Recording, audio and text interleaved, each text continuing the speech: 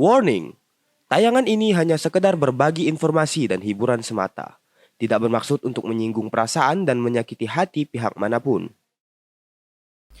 Assalamualaikum warahmatullahi wabarakatuh. Kembali lagi bersama saya Rizky Orama dan saya Riko Pahlevi. di acara Baru Tahu. Nah. Baru tahu apa Pak Riko? Baru tahu bahwa ruangan radio itu seperti ini, Pak. Wih. Ruangan apa buat siaran radio itu seperti ini ternyata. Keren Pak. Keren, Nah, Pak. kenapa hari ini kita datang ke radio Pak?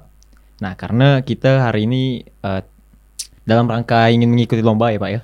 Lomba yang diadakan oleh KBR Ya. dan Prakarsa. Jadi itu tuh organisasi nirlaba. Ya. Organisasi nirlaba yang berkecimpung di dunia radio, Pak. Radioan itu KBR. Oke. Nah, jadi apa ya Pak kita bahas nih Pak? Oh iya, karena kita tujuannya untuk buat lomba, kita alih mode bahasa Pak. Bentar Kita, Pak. Bentar dulu Pak. Gimana? Hari ini kan kenapa alasan kita numpang rekaman di radio ini? Karena sebelumnya audio kita kan Ya, untuk mendapatkan hasil yang terbaik kan Pak. Iya Pak. Ini Jadi acara kita kalau kan- batuk pun merdu Pak. Wah, bagus Batuk Pak. saya jadi lebih maskulin Pak. Wah, kerennya. Jadi kita datang ke radio Numpang cuma batuk. buat batuk. Oke. Nah. Jadi Lanjut ya Pak. lanjut Pak. Nah, jadi kita karena tujuannya buat ikut lomba, kita alih mode bahasa. Ganti tombol. Kita menggunakan bahasa Indonesia sekarang ya Pak ya. Bahasa Indonesia. Karena sebelumnya kita menggunakan bahasa Melayu Ketapang ya. Ya, bahasa daerah. Bahasa daerah. Tentunya ini akan menghambat penilaian juri. Iya. Penilaian juri pun nggak mungkin kan audio pakai subtitle kan? Nggak bisa kan? Audio pakai subtitle nggak bisa kan? Betul Pak, betul. Nah, Kalau video sih kalau video ya masuk akal. masuk akal Pak. Tapi Pak, dengan bicara menggunakan bahasa Indonesia pun itu tentunya menjadi beban kita ya Pak ya. Karena kita nggak terbiasa sebelumnya kan Ya. menggunakan bahasa Indonesia yang baik dan benar. Dan sekarang ini tantangan kita untuk menggunakan bahasa Indonesia yang baik dan Pak. benar. Iya. Ya, ini tentu saja kita mendapat dukungan dari Himip Channel juga ya. Ya, dari Himip Channel, Teknik Informatika. dari keluarga besar Teknik Informatika. Wih, Kita udah pakai baju ini. Itu apa Pak? Teknik Informatika. Nah, Ya. saya Times New Roman, beda sendiri Pak. Kenapa Pak? Kenapa Times New Roman? Karena Times New Roman itu adalah font yang biasa digunakan mahasiswa untuk mengerjakan tugas-tugas dan skripsi ya Pak. Oh ya Pak ya. Identitas sekali Pak itu Pak. Karya tulis ilmiah. Iya, Karya tulis ilmiah tentunya harus menggunakan font Times New Roman. Times New Cuman Roman. kita nggak tahu sih Pak. Selain Times New Roman biasanya font apa lagi yang biasa digunakan? Mungkin saja Calibri, Arial. Arial. Pernah nggak sih Pak? Kalau karya tulis ilmiah menggunakan font itu tuh? Jarang sih Pak. Jarang. Nggak pernah dengar sih. Nggak Itu- pernah ngalamin juga ya Pak ya? Teman kita kameramen Bang Mupit tulisannya Tulis- salah jurusan. Salah jurusan. dia. Kenapa nggak stop out aja Pak? Ya, Stop aja Pak Ya. kuliah. udah salah kan Dia- masih diterusin. Oke, udahlah. Jadi kita langsung masuk ke konten perlombaannya ya Pak. Ah, boleh Oke. Pak. Berarti saya opening lagi nih Pak. Boleh Pak. Oke. Gas Pak, gas. Kita mulai ya.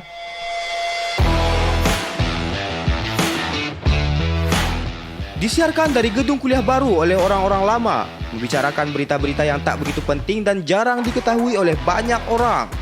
Dipandu oleh duo host kaula muda Ketapang yang tak begitu dikenal, Riko Pahlevi dan Rizky Orama. Himpunan Mahasiswa Informatika Politeknik Negeri Ketapang mempersembahkan Baru Tahu.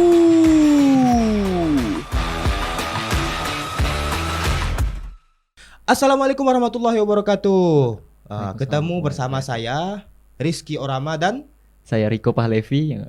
kali ini kita akan membahas tentang pelayanan masyarakat khususnya di bidang kesehatan ya Pak di masa pandemi ini. Ya. Nah, berkaitan dengan persepsi masyarakat juga karena kita kan masyarakat juga Ya, Pak. kita bicara selaku apa? Masyarakat. Sebagai Hmm. masyarakat kita bicara di sini ya, Pak ya. Ya. Jadi mengenai pandemi COVID-19 ini menurut saya ya, belum tentu menurut orang lain. Menurut saya COVID-19 itu konspirasi, Pak. Kenapa, Pak? Kenapa konspirasi? Menurut Bapak bagaimana? Karena Tolong dijabarkan itu bisa-bisa di penjara Bapak itu. salam Pak dengan Kayak- penjara Pak. Seperti yang di Instagram itu, Ya. seperti yang di Instagram ada masyarakat. Dia berbicara bahwa dia tidak percaya dengan COVID-19 ya kan. Dia bilang dia menantang bahkan dia menantang kalau ada orang yang meninggal karena COVID, dia berani untuk memegang mayat tersebut. Kalau esoknya dia meninggal karena COVID, Iya. dia baru percaya. Udah meninggal baru percaya. Bayangan Pak. Tapi saya ngeri juga Pak mendengar penjara-penjara ini Pak. Saya Wah. tidak mau seperti orang-orang yang tidak. Jadi tolong dijabarkan dulu Pak. Oke. Bagaimana? Maksudnya konspirasi itu bagaimana? Konspirasi kan artinya ada teori-teori di belakang itu Pak. Yang menyebabkan dia menjadi konspirasi itu bagaimana Pak? Kalau menurut saya sih, kenapa saya sebut konspirasi? Karena apa yang diberitakan media, yang kita lihat orang-orang berhamburan di jalan itu tidak seperti kenyataannya Pak. Saya mengalami sendiri Pak, melihat langsung orang yang menderita COVID. Saudara saya, dia menderita COVID, divonis positif, dia dirumahkan 2 minggu tidak bekerja. Kenapa Anda langsung memasang masker Pak? Anda bilang itu saudara ya Pak ya. Berarti ada kemungkinan Bapak juga. Jadi saya biar aman pakai masker Pak. Tapi nggak begitu juga Pak. Itu udah kemarin Pak, udah lama Pak. Udah lama. Jadi gimana? saya udah bersih nih Pak. Jadi bagaimana? Jadi dia dirumahkan, terus teman-temannya yang satu kantor itu dites semua Pak. Dites semua, hasilnya negatif Pak. Terus kami yang satu rumah, termasuk saya dan ibu, itu dites juga, hasilnya negatif Pak.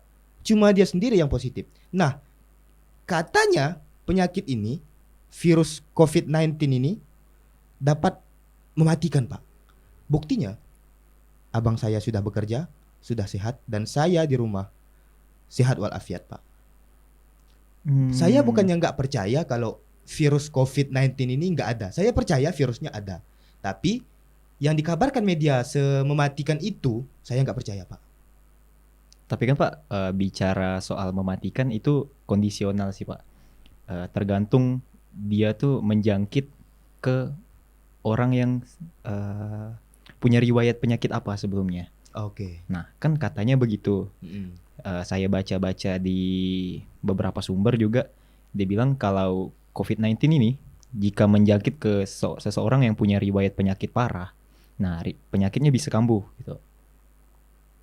Nah mungkin yang disebut mematikan tuh kalau kondisinya COVID-19 ini menjangkit ke orang seperti itu.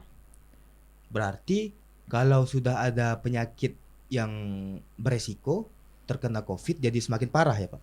Iya Pak, katanya begitu. Menurut sumber-sumber yang dapat dipercaya seperti itu. Bahkan di YouTube itu kan cukup sering ya Pak ya, Ya. menyiarkan, menggalakkan bahwa kita tuh harus mencegah ini, harus bersama mencegah ini, membangun kekebalan bersama itu, kekebalan kelompok, herd immunity, betul kayak Ya. gitu. Nah, di YouTube dan di sosial media lainnya itu sangat sering digalakkan Pak. Jadi banyak informasi-informasi tentang COVID yang sudah tersebar di sosial media. Oke. Nah, jadi dari situ kita dapatkan sumbernya. Artinya kalau itu salah, ya juga yang kita bicarakan juga salah. Yang ini juga Pak, saya kemarin ada satu kasus teman saya waktu itu dia naik motor ya. Dia naik motor terus ketemu orang di jalan itu kejang-kejang Pak. Jatuh dari sepedanya Pak. COVID Ini- Pak. Dengar dulu Pak. Belum selesai nih, Pak. Bagaimana? Jadi dia berhenti lah kan. Waktu itu tuh waktu baru-baru COVID itu lagi puncak-puncaknya Pak. Lagi tinggi-tingginya angka COVID itu. Tahun lalu. Tahun lalu Pak. Akhir-akhir tahun lalu lah. Jadi berhenti dia kan. Melihat orang itu kejang-kejang jatuh dari sepeda. Dia memberhentiin orang Pak. Memberhentiin orang. Minta tolong. Ini nih kejang-kejang. Mereka gak pada yang mau berhenti Pak. Gak ada yang mau berhenti Pak. Karena Bahkan takut pada juga. saat itu Pak. Bahkan pada saat itu ada polisi yang lewat. Tapi Pak polisinya lewat. Nggak berani. Nggak berani. Karena takut disangka COVID. Karena yang kita lihat di media. Orang-orang yang terkena COVID itu kejang-kejang Pak. Seperti yang terjadi di Wuhan gitu. Pak. Ya, padahal kondisi aslinya bapak itu terkena ayan Pak atau apa? Epilepsi Pak. Oh, Ya, epilepsi iya. kejang-kejang Kalau Pak. Ayan kan Epilepsinya memang seperti kambuh. itu ya. Pas di atas sepeda dia jatuh Pak. Terus pas bapak itu sadar dikasih minum, dan memang benar epilepsi Pak. Nah, malah itu tuh menimbulkan fitnah-fitnah yang nggak punya alasan mendasar Pak. Karena gini ya, waktu awal-awal COVID itu tinggi Pak. Iya, Pak. Kita batuk aja di tempat umum. Kita batuk di tempat umum itu rasanya takut Pak. Serius Pak. Saya pernah di kayak di pasar kayak gimana waktu belanja. Saya pas lagi batuk Pak. Mau batuk gitu, kita nggak berani Pak. Ya. Jadi batuknya agak cool sedikit. Sampai gatal gitu Ya, kan Pak di tenggorokan Gatal nahannya. banget leher ini Pak. Jadi batuknya agak cool Pak. Padahal ini gatal banget Pak. Saking menahan agar tidak terfitnah gitu kan. Ya, menahan tidak terfitnah Pak. Emang bahaya sih kalau seperti itu sih. Karena tahun lalu pun kondisinya kita nggak terlalu banyak informasi tentang COVID ya kan. Iya. Jadi kita kurang kalau ketemu hal-hal kayak gitu kita panik sih. Nah itu sih yang terjadi di tahun-tahun sebelumnya. Terus kasusnya waktu tahun 2017 bapak saya meninggal tahun 2017 Pak. Meninggal kena asma ya. Asma. Kalau seandainya bapak saya meninggal di tahun 2020 Pak, mungkin bapak saya Dikira divonis COVID. oleh Dikira COVID, Nah. benar. Padahal meninggalnya karena asma Pak. Tapi kan Pak, hal itu pun juga sering terjadi sih sekarang. Yang orangnya meninggal mungkin karena penyakit lain, tapi divonisnya sementara COVID gitu. Karena hasil tesnya belum keluar kan. Itu ada berita di mana ya, di daerah Jawa lah kalau tidak salah. Mereka tuh menggali kuburan, ada ratusan kuburan yang ternyata pas mereka gali, mereka nggak positif COVID gitu. Padahal itu dimakamkan di tempat pemakaman COVID. Nah ternyata setelah dibaca lebih dalam kan, dia bilang itu tuh adalah mayat-mayat orang yang dia sudah dulu meninggal, cuman hasil tesnya belum keluar. Nah, jadi kan buat antisipasi, siapa tahu COVID, kita harus cegah biar gak menular gitu kan. Makanya dikuburkan di pemakaman COVID, walaupun dia tidak COVID gitu kan. Oke. Nah, bicara soal almarhum bapak ya kan. Iya. Jadi kalau asma itu kan gejalanya sama. Sesak nafas. Itu kan yang paling itu, yang paling dominan lah. Nah, itu tuh sama gejalanya dengan COVID tuh sama. Bisa jadi orang-orang di sekitar kita yang tervonis COVID, bisa jadi itu orang-orang yang terkena asma. Itu kan nggak tahu. Apalagi kalau hasil tesnya belum keluar. Nah, kalau hasil tesnya yang udah keluar kan kita bisa tahu. Tapi balik lagi ke kasus tadi, saudara kan? Iya, Saudara terkena divonis COVID, positif COVID. Cuman teman-teman sekitarnya enggak. Padahal kan kita tahu COVID itu menular. Iya, menular. Nah, mungkin kalau menurut saya baca dari sumber-sumber juga, itu mungkin pengaruhnya dari sistem kekebalan tubuh sih. Kalau Bapak berpikirnya sistem kekebalan tubuh. Kekebalan tubuh. Tapi kalau saya punya prasangka Pak. Ya. Akhir-akhir kemarin ada kasusnya bahwa alat tesnya itu, alat tes bekas yang udah dipakai orang Pak. Dibersihkan, dicuci, terus dipakai lagi Pak. Saya khawatirnya Pak. Saya khawatirnya abang saya itu, saudara saya itu dipakai kan alat bekas itu Pak untuk dites Pak. Mungkin sebelumnya orang yang pakai alat itu positif Pak. Pas ditusukkan ke hidung saudara saya positif Pak. Nah, saya takutnya di situ Pak. Cuman kalau begitu kita kan nggak tahu nih alat tes ini ketika dia dibersihkan apakah bersih sepenuhnya dari COVID? Karena kan ini bekas dari orang yang positif COVID ya kan? Artinya kan ada virus di sana menempel tuh. Nah, Kalau misalnya dipakaikan lagi ke masyarakat ataupun dia sudah cuci sebelumnya, sudah dibersihkan sebelumnya, apakah ini sudah bersih 100%? Kita nggak tahu kan. Heeh, Kalau belum bersih 100% itu bisa jadi malah menularkan ke orang lain. heeh. Ya kan Pak? Lagi pula pun itu pun menyalahi prosedur, Pak. Ya Menyalahi tentu prosedur. saja. Harusnya alat itu hanya dipakai 1 kali pakai, Pak. Jangankan alat itu, suntik saja Nah, sekali pakai. sekali pakai kan. Takutnya, Pak, ini ada oknum-oknum yang tidak bertanggung jawab, Pak, di bagian kesehatan kita, Pak. Takut gimana ya? Mungkin nggak mau Pak. rugi. Nah, nggak mau rugi, mau mengambil keuntungan sebesar-besarnya kan Pak. Sebenarnya susah juga sih Pak. Kalau bicara oknum di mana-mana pun pasti ada. Ada, Pak. Pasti ada. Ah. Mau di bidang kesehatan, di bidang pariwisata dan lain-lain misalnya kan. Pasti ada oknum di dalamnya. Oke, kita break dulu ya. Kenapa? Nggak bisa rekam dulu? Lanjut ya, Pak. Lanjut ya, nanti dipotong. Oh, Kasih. berarti Nah, oknum oke. tuh di mana-mana tuh ada Pak. Kalau bicara soal oknum, cuman kan kita sedikit banyak paling tidak kita harus percaya dengan pemerintah sih Pak. Pemerintah sudah memperjuangkan yang terbaik buat masyarakatnya. Ya, Nah, itu tapi hal itu pun kembali lagi ke masyarakat kalau misalnya mereka mau percaya atau tidak ya urusan mereka masing-masing, hak mereka masing-masing. Ya. Cuman paling tidak jangan memprovokasi sih Pak. iya. Kalau menurut saya jangan memprovokasi sih. Kayak misalnya Bapak misalnya percaya dengan COVID ini konspirasi. Nah, Iya. kan nggak perlu Bapak Iyalah, itu hanya Konspirasi. pendapat pribadi saya. Saya nggak bisa memaksakan pendapat pribadi saya itu diterima orang kan. Nah, terus akhir ini muncul juga apa namanya OTG ya, orang tanpa gejala. Orang tanpa gejala. Nah, Itu yang bahaya sih Pak menurut saya. oke, berbahaya. Tapi yang namanya penyakit, Pak, yang namanya penyakit itu pasti ada gejalanya, Pak. Ya saya pun setuju sih kalau soal ini saya setuju sih. Masa sekelas virus mematikan di dunia, virus paling mematikan di dunia, Gak ada tidak punya gejalanya. untuk kita demam, Pak, untuk kita demam tinggi, itu kita batuk-batuk, kita bersin-bersin, Pak, Atau kita merasa kurang enak gitu kan merasa di kurang badan. enak badan, Itu itulah termasuk gejalanya, Pak.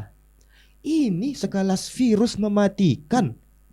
Tapi saya gak tahu sih Pak apa yang membuat orang-orang dari kesehatan dapat menyimpulkan Oke. seperti itu kan bahwa ada orang-orang tanpa gejala. Tentunya ada keilmuan di belakangnya yang kita gak tahu ya kan Kita Pak. nggak Karena tahu. kita pun di sini latar belakang kita bukan di dokter, kesehatan bukan ya kan. masyarakat. Kita Kita hanya seorang mahasiswa, sekumpulan mahasiswa yang punya otak kritis saja itu. ya Anda bisa bilang Anda kritis ya Pak. Saya kritis sekali ini. Karena Saya tadi ingin barusan bilang COVID itu konspirasi ya kan Pak. iya. karena itu pendapat kritis saya.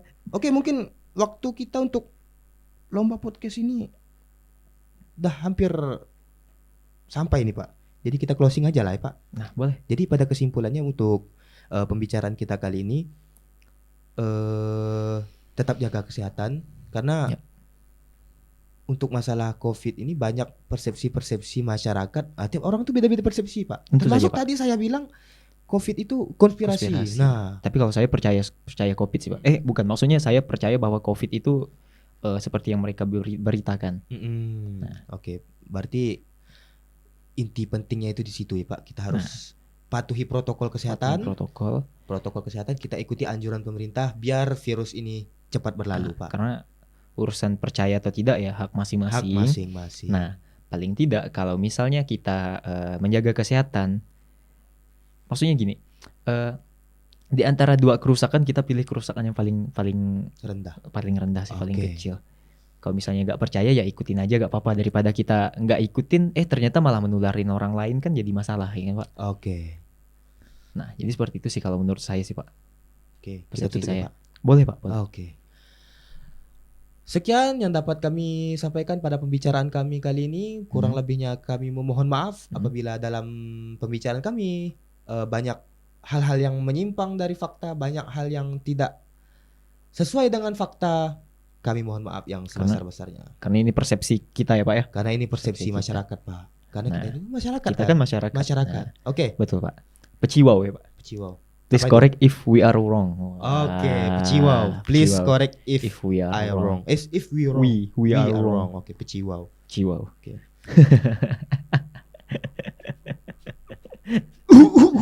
Susah ya Pak ya bicaranya, kameranya di situ, orangnya di sini. Jadi kalau misalnya saya mau bicara dengan Bapak, saya membelakangi kamera. Tapi kalau saya mau depanin kamera, saya belakangi Bapak gitu kan. Ini belum kita tutup, Pak. Yang untuk yang lomba yang belum kita tutup, Pak. Oh, kita Oke. tutup dulu. Oke.